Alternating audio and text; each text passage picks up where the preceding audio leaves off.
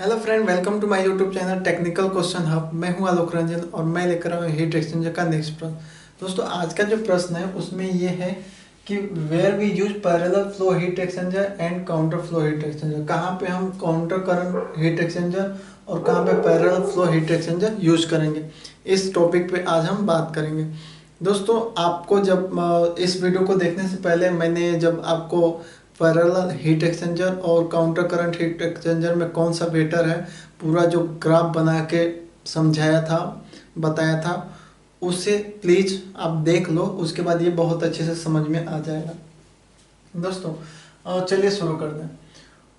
तो अगर हमें पैरेलल फ्लो हीट एक्सचेंजर और काउंटर फ्लो हीट एक्सचेंजर दोनों दे दिया जाए तो कहाँ पे हमें पैरेलल फ्लो हीट एक्सचेंजर, कहाँ पे काउंटर फ्लो हीट एक्सचेंजर चुनना है, तो उसको हमें कैसे डिफाइन करना है और कैसे बताना है वो चलिए हम देखते हैं। दोस्तों, सबसे पहले आपने जो रेट ऑफ हीट ट्रांसफर का जो आप जानते हो फार्मूला जो होता है Q equal to U A delta T. जो Q है रेट ऑफ हीट ट्रांसफर है जूल पर सेकेंड में, और हमारा A है जो हमारा एरिया ऑफ हीट ट्रांसफर है, और डेल्टा टी जो है टेम्परेचर डिफरेंस है, आप जानते ही हो। और जो U है दोस्तों वो है ओवर आ हीट ट्रांसफर कोएफिशिएंट, किसमें, वाट पर मीटर केल्विन में। तो सबसे पहले पैरेलल फ्लो हीट एक्सचेंजर में पहले उसमें मैं बता ही दिया था कि जो उसकी जो डेल्टा टी है, लॉन्ग मीन टेम्परेचर डिफरेंस है, वो कम आता है। तो जहाँ पे हमें डेल्टा टी है, टेम्परेचर डिफरेंस जो है कम चाहिए, वहाँ पे हमें रखना है पैरेलल फ्लो हीट एक्सचेंजर। और जहाँ पे हमें डेल्टा टी ज़्यादा चाहिए वहाँ पे हमें रखना है काउंटर फ्लो हीट एक्सचेंजर। सबसे पहले तो यही है।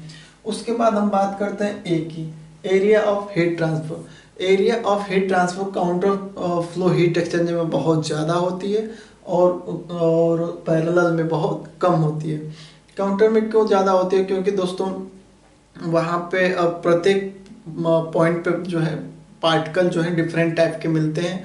कंटेक्ट टाइम और एरिया दोनों एक पर्टिकुलर डिफरेंट चेंजेस होने के कारण, तरह तरह के पार्टिकल मिलने के कारण उनके जो टेम्परेचर डिफरेंस होते हैं, और उसमें लगभग जो वेफल्स होते हैं या वेफल्स लगा के हम जो है उनमें टर्बुलेंस क्रिएट कराते हैं।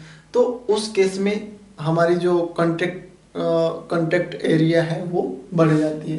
तो एरिया ऑफ हीट ट्रांसफर भी उसमें आपको ज़्यादा मिलेगा, इनमें कम मिलेगा। तो जहाँ पे एरिया ऑफ हीट ट्रांसफर आपको कम चाहिए वहाँ पे पैरेलल फ्लो ले लो, और जहाँ पे एरिया ऑफ हीट ट्रांसफर ज़्यादा चाहिए वहाँ पे काउंटर करंट ले लो।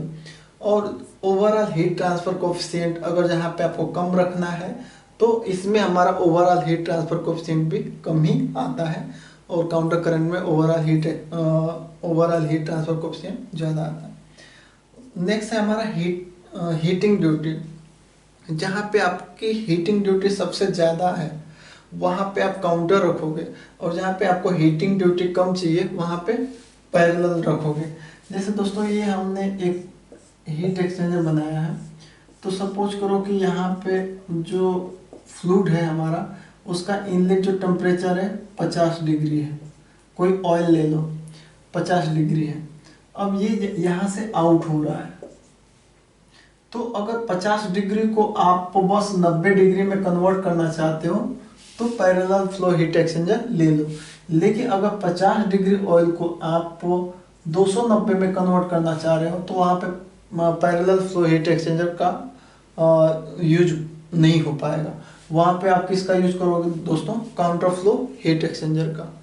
नेक्स्ट है अगर कूलिंग ड्यूटी अगर आपको लो रखनी है तो आप वहाँ पे पैरेलल फ्लो हीट एक्सचेंजर रखोगे।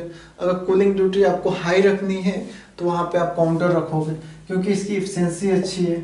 जैसे कूलिंग इफिशिएंसी, जैसे ये हमारा 100 डिग्री का कोई फ्लूइड है और इसे आपको 80 तक लाना है, 80 या 90 डिग्री तक, तो आप parallel flow heat exchanger use कर सकते हो। लेकिन यही 100 डिग्री के फ्लूइड को आपको ओनली 10 डिग्री या 5 डिग्री लाना है, तो वहाँ पे काउंटर फ्लो हीट एक्सचेंजर लाना ही पड़ेगा, वहाँ पे यूज करना ही पड़ेगा। नेक्स्ट है एफिशिएंसी। जहाँ पे आपको एफिशिएंसी अधिक रखनी है वहाँ पे काउंटर रख लो, जहाँ पे एफिशिएंसी लो रखनी है वहाँ पे पैरेलल रख लो। उसके बाद हमारा थर्मल स्ट्रेस। थर्मल स्ट्रेस की बात करें तो काउंटर फ्लो हीट एक्सचेंजर में थर्मल स्ट्रेस बहुत कम होता है और पैरेलल फ्लो हीट एक्सचेंजर में थर्मल स्ट्रेस ज़्यादा होता है।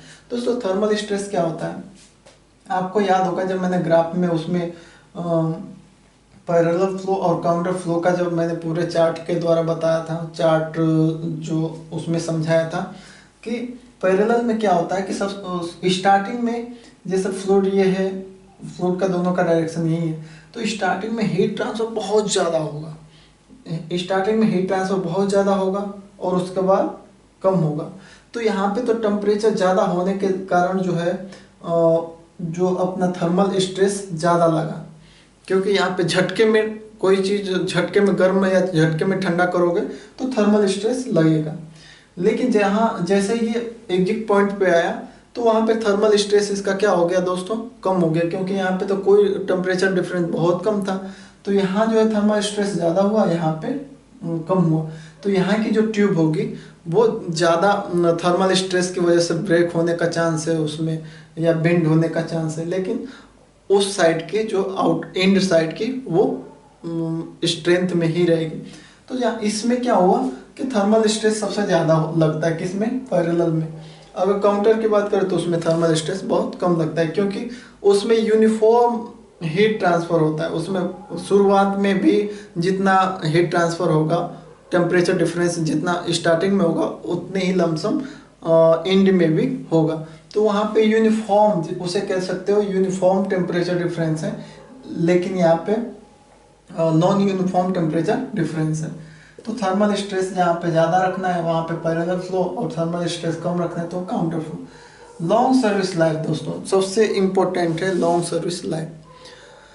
थर्मल स्ट्रेस की वजह से हमारा जो काउंटर का होता है उसकी लाइफ ज़्यादा होती है, क्योंकि थर्मल स्ट्रेस उसमें कम होती है, और इसमें थर्मल स्ट्रेस ज़्यादा होता है तो इसकी जो सर्विस लाइफ होती है वो कम होती है। तो आई होप कहाँ पे पैरेलल कहाँ पे काउंटर रखना है एक आपको छोटा सा आइडिया मिल गया होगा।